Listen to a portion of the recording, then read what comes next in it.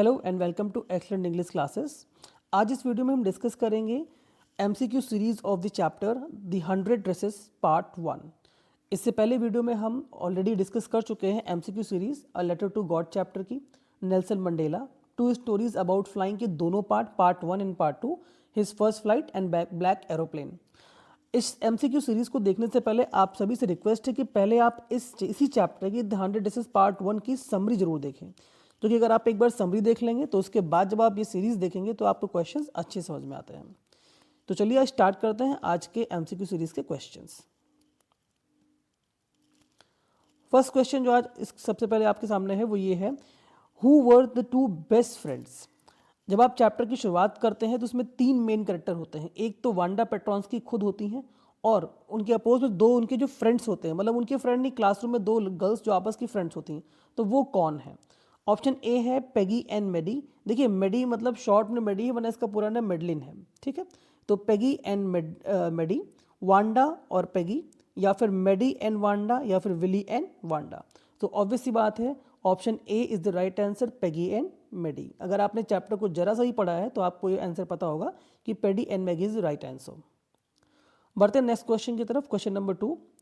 Question number 2 कहता है कि where in the classroom does Wanda sit. Wanda classroom में अक्सर कहाँ बैठती थी? Option A end corner, option B middle, option C front, option D rotational. देखिए यहाँ पे रोटेशनल का मतलब होता है कि सीट चेंज करते रहना, लेकिन वांडा का एक ही नियम था कि जब वो आती थी क्लासरूम में तो वो क्लासरूम में पीछे कॉर्नर पे बैठी थी। इसमें हम कह सकते हैं कि right answer is end corner. So end corner is the right answer. बढ़ते हैं नेक्स्ट क्वेश्चन की तरफ। Question number 3, why did Wanda use to sit there.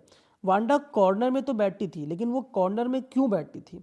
अगर आपने समरी देखी है तो आपको बताया गया था, she did not score very good marks. क्या वांडा के मार्क्स अच्छे नहीं आए थे इसलिए? Option B, her feet were filled with dirt and mud. उसके जो पैर थे वो थोड़ा गंदगी लगी हुई थी, कीचड़ लगा हुआ था इसलिए। या फिर हर फ्रेंड सैट देयर, या उसके दोस्त वहाँ पीछे बैठते थे। नो वन रियली नोज, या फिर किसी को उसका आंसर नहीं पता। तो सच बात यह है कि her feet were filled with dirt and mud. अच्छा, अब क्वेश्चन ये आता है कि वांडा के फीट गंदे क्यों थे, डर्ट क्यों थे? रीज़न ये था कि वो जहाँ से आती थी वो बॉगिंग हाइट था, और बॉग का मतलब मैंने कहा था कि दलदल होता है। तो जब आप बॉगिंग हाइट से आते हैं तो उसके पैरों में मिट्टी लगी हुई थी, इसीलिए वो हमेशा आकर के पीछे बैठती थी। बढ़ते हैं नेक्स्ट क्वेश्चन की तरफ। क्वेश्चन नंबर 4 पूछता है कि which classroom did they all sit in. कौन से क्लासरूम में वो लोग बैठते थे? Option A room 15, option B room 13, option C room 12, option D room 11। देखिए ऑब्वियस सी बात है, जिस चैप्टर में एक ही रूम का डिस्कस किया गया फर्स्ट पैराग्राफ में, वो है room 13। So option B is the right answer, यानी रूम 13। बढ़ते हैं क्वेश्चन नंबर 5 की तरफ। क्वेश्चन नंबर 5 पूछता है, who was the most popular girl in the school. Chapter के फर्स्ट पैराग्राफ में मेंशन किया गया है कि सबसे मोस्ट पॉपुलर गर्ल कौन है। देखिए यहाँ पे तो 3 मेन कैरेक्टर से तीनों के नाम दे दिए गए हैं। ऑप्शन ए में है वांडा, ऑप्शन बी में है मेडी, ऑप्शन सी में है पेगी। लेकिन इन सब में जो सबसे ज़्यादा पॉपुलर गर्ल थी दैट वॉज पेगी, और पेगी मतलब option number C is the right answer. और ये आप कैरेक्टर में पेगी को देख सकते हैं मिडिल में, ठीक है, जो सबसे ज्यादा वांडा का मजाक उड़ाती है। तो option C is the right answer. बढ़ते हैं क्वेश्चन नंबर 6 की तरफ। क्वेश्चन नंबर 6 कहता है, why did they wait for Wanda. अब यहाँ पे दे से मतलब है कि पेगी एंड मेडी, यानी पेगी और मेडी, ये दोनों लोग मिलकर के वांडा का इंतजार क्यों करते थे? Why? Option A, their friends, क्योंकि वांडा उनकी फ्रेंड थी। To make fun of her, या उसका मजाक उड़ाने के लिए। दे केयर्ड अबाउट हर, या वो उसकी चिंता करते थे। और दे मिस हर, या उसको बहुत मिस करते थे। तो राइट आंसर है to make fun of her. Peggy and Maddie जो थी दोनों मिलकर के वांडा का मजाक उड़ाते थे, इसीलिए वो उसके आने का इंतजार करते थे। बढ़ते हैं क्वेश्चन नंबर 7 की तरफ। क्वेश्चन नंबर 7 कहता है, how would you describe Wanda's dress. अगर आपसे पूछा जाए कि आप वांडा की ड्रेस को डिस्क्राइब करेंगे तो कैसे करेंगे? ऑप्शन ए है फेडेड ब्लू, ऑप्शन बी है iron properly, not iron properly, option C है क्लीन, या फिर ऑप्शन डी है ऑल अबव। देखिए ऑब्वियसली बात है, आपने पिक्चर में देखा होगा कि फेडेड ब्लू कलर आपको दिख रहा है, लेकिन ये बात भी ठीक है कि उसकी ड्रेस जो थी प्रॉपरली आयरन नहीं थी, और ये बात भी ठीक थी कि उसकी ड्रेस जो है वो लेकिन क्लीन थी। तो option D is all of the above, यानी सारे ऑप्शन इसमें सही है। फेडेड ब्लू थी, not iron properly, but clean थी, साफ थी। बढ़ते हैं नेक्स्ट क्वेश्चन की तरफ। क्वेश्चन नंबर 8 कहता है, why was Peggy's game bothering Maddie? जब पेगी वांडा को परेशान करती थी तो मैगी को अच्छा क्यों नहीं लगता था?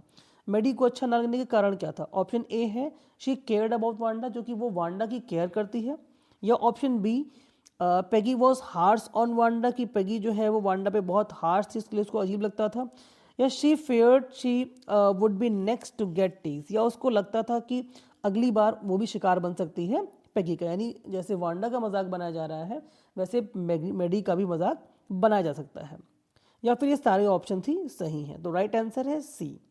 हमेशा से उसको डर लगता था कि कहीं ऐसा ना हो कि पेगी जैसे वांडा का मजाक बनाती है तो आगे चल के उसका मजाक भी बनाने लगे। बढ़ते हैं नेक्स्ट क्वेश्चन की तरफ। क्वेश्चन नंबर 9 पूछता है how many shoes did Wanda से सी हैड? वांडा ने कितने शूज उसके पास है ऐसा बोला? तो राइट आंसर है 50, 100, 10, 60। The right answer is 60।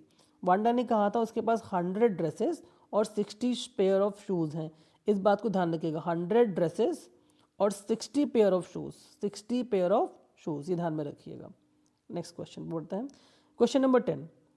Why did the drawing and coloring contest mean for the girls? What did the drawing and coloring contest mean for the girls and boys? Boys और girls के लिए जो coloring contest दिया गया था वो क्या दिया गया था? Option A designing dresses and motor bikes, कि ड्रेसेस और मोटर बाइक्स को डिज़ाइन करना है। Option B designing interior and bikes, interior को या फिर बाइक्स को डिज़ाइन करना था। डिज़ाइनिंग ड्रेसेस एंड बाइक्स, या ड्रेसेस और बाइक्स को डिज़ाइन करना था। यहाँ ऊपर मोटर बोट्स है ऑप्शन ए में, एंड डी में है डिज़ाइनिंग इंटीरियर एंड मोटर, या इंटीरियर एंड मोटर बोट्स। तो राइट आंसर है ड्रेसेस एंड बाइक्स। तो इसका मतलब है option C is the right answer.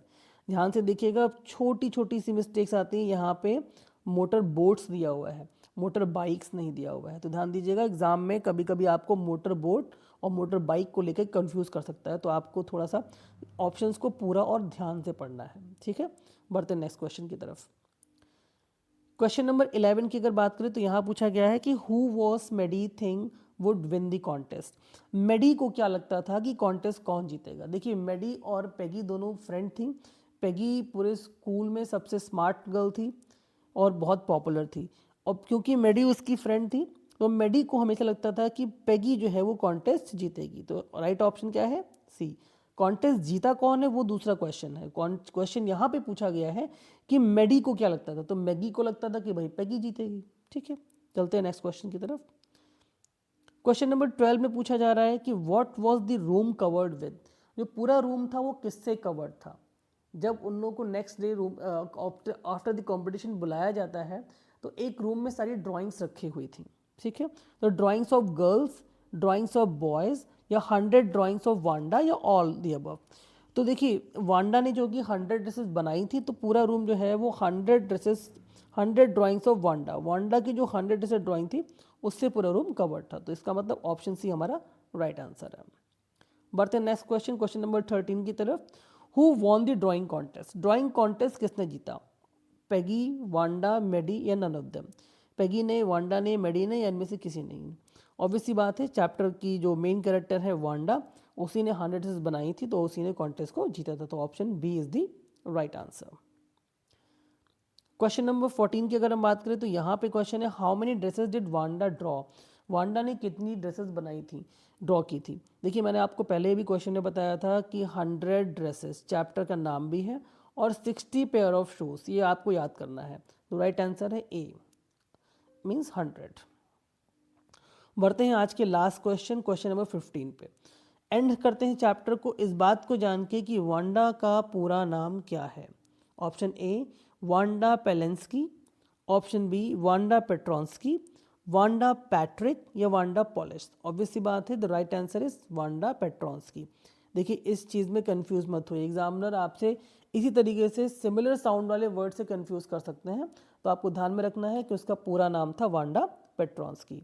I hope आपको ये सीरीज़ के सारे क्वेश्चन समझ में आ गए होंगे। अगर आपने समरी इससे पहले देखी होगी तो आपको क्वेश्चंस आसानी से आते होंगे। अगर आपने समरी नहीं देखी है तो फिर आपको समरी को देखने की ज़रूरत है। कोई भी चैप्टर की अगर आप MCQ सीरीज़ लगा रहे हैं या देख रहे हैं क्वेश्चंस को, तो उससे पहले उस चैप्टर की समरी को ध्यान से ज़रूर देखें, क्योंकि अगर आप एक बार समरी देख लेते हैं, जो कि मैंने बहुत ही सिंपल तरीके से एक स्टोरी फॉर्म की तरह से समझाने की कोशिश की है। तो अगर आप समरी देख लेते हैं तो फिर आपको चैप्टर के एमसीक्यू लगाने में प्रॉब्लम नहीं होगी।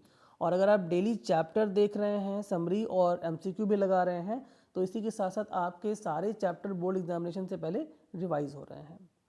आई होप आपको समझ में आया। अगर आपको कोई भी सजेशन देना है, आपको कोई भी कमेंट करना है, या आपको कोई भी क्वेश्चन है, कोई क्वेरी है, या आप कुछ बताना चाहते हैं, आप कहना चाहते हैं, कुछ आइडिया देना चाहते हैं, तो प्लीज़ कमेंट बॉक्स में लिखें और बताएं। आपको वीडियो कैसी लगी इसका जवाब भी कमेंट बॉक्स में दें। Thank you very much.